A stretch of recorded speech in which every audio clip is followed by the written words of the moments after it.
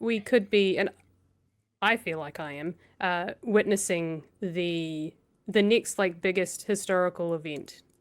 You know, we had World War One, we had World War Two, we had things like uh, perhaps lesser so Vietnam, Korea. This feels like the next one of Oh, those.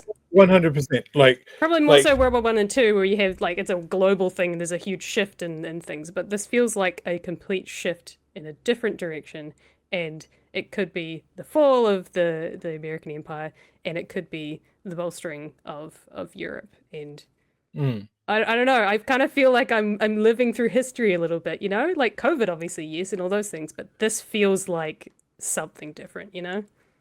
The previous couple of years, I've said this a couple of times. It feels like when you're reading a history book, and it's like the prologue. These are the events that led up to major historical event. Like you can't talk about World War Two without talking about the Great Depression or the Spanish Civil War and all of those sort of things. They all feed into it.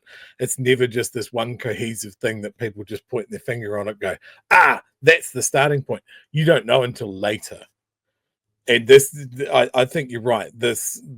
Everything that Trump's doing at the moment just seems to be ratcheting everything up. And I think the the idea of America having your back, however half-assed, that's a big hammer sitting in the background that might just come out and play. And I Mm. think from Europe's point of view, if they're turning around and going, well, America's not a trustworthy ally anymore, we need to rely on ourselves more. And the best option here is we can't rely on the threat of the big hammer. So maybe we need to get involved. Like, are we going to see individual EU nations outside of the framework of NATO decide to get involved more in Ukraine? Mm. Is and that can be as much as people, like there's a lot of UK forces in Poland as an example, and it's kind of that shifting.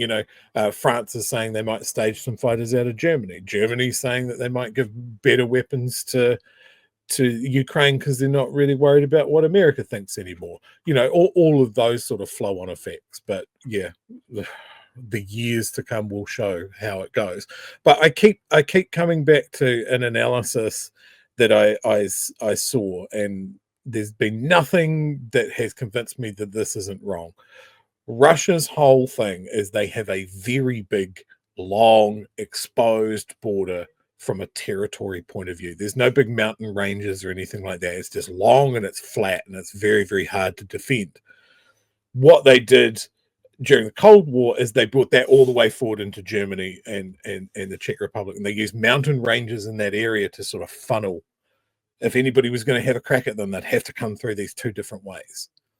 And so when you look at what they're trying to accomplish in Ukraine, they can accomplish it one of two ways. They can take Ukraine, or they install a government that's friendly to them. Mm. And the news today is Trump's administration is now talking to Zelensky's political opposition in the Ukraine. And they have said, Mm. they've been very clear at saying, well, if Zelensky doesn't want to come to the peace table, maybe he needs to step aside. Maybe we need to talk to someone that will talk with Russia. And that seems to suggest a president or a politician that's more friendly towards Russia. Now, if you go back before Russia invaded, before they took the Crimea, when Ukraine had that, I think they call it the Maidan Revolution, that was toppling a Russian-friendly government. That was a people's revolution that threw them out. And from that point on, Russia was very much like, oh, we're going to take the Crimea back. We're going to take the Donbass, that sort of thing. So that's what set all of this in motion. So whether they take Ukraine by force or they take it by politics, I think as militarily unsuccessful as they've been, because they've got their asses kicked, politically, Russia has played an A game. They toppled they toppled the American empire. They distracted the world away from Ukraine by setting fire to Palestine, by making Israel go absolutely fucking murderously insane. That compromised Biden, that compromised America, that accomplished their aim. So yeah, it's all big picture stuff. I can't find a topographical because it would be too much. And I don't even know if the audience can see this. This is me testing it. I've been told that they can't see it. The screen that I put up, they couldn't see either. So I don't know Yeah, what's I'm out curious there. whether or not that was just the, oh, no, you guys just can't see anything. It's really sad. That's really sad. As you were talking about maps, I was curious to actually, not that I can find a topographical one, but who they're actually sitting next to. So it's Ukraine, Belarus, Latvia, Estonia. Estonia. Is that the one? Which one? The one? Oh, Lithuania. Hang on, that might be the one that Luxon likes. Estonia and Finland. And then there's also Georgia, Azerbaijan, and one that's really, really, really, really tiny that I can't read. But And look, if you look at all of those countries, all of them have been attacked by Russia. you've also got Like Kazakhstan and Mongolia and China. They all remember. Like there's those small little Balkan countries, Estonia, Latvia, those guys.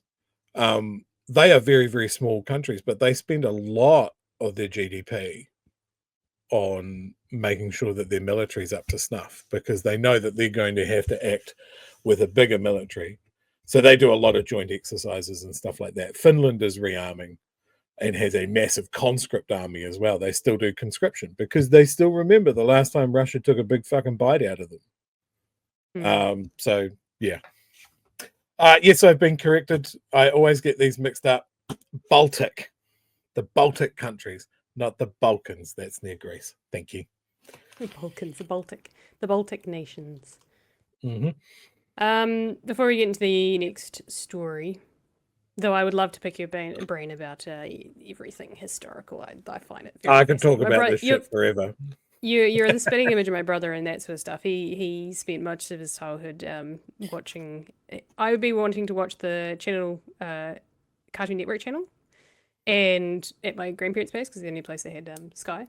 His was always the History Channel, and I'd be like, "This is so boring," and it would be like a World War II documentary, and he's reading his books about warplanes and tanks and things, and yeah, so that's. I found it fascinating now, but when I was younger, I didn't find it so much. So I missed out on a lot of history things. All right, last couple of super chats. No gammons for $5. Drumpf. I always love that. Drumpf. It's a much better name. I think that's his family. That's what it was before it was Trump. I believe that's what I think it was Stephen Colbert brought that up. That it's technically Drump before it was Trump.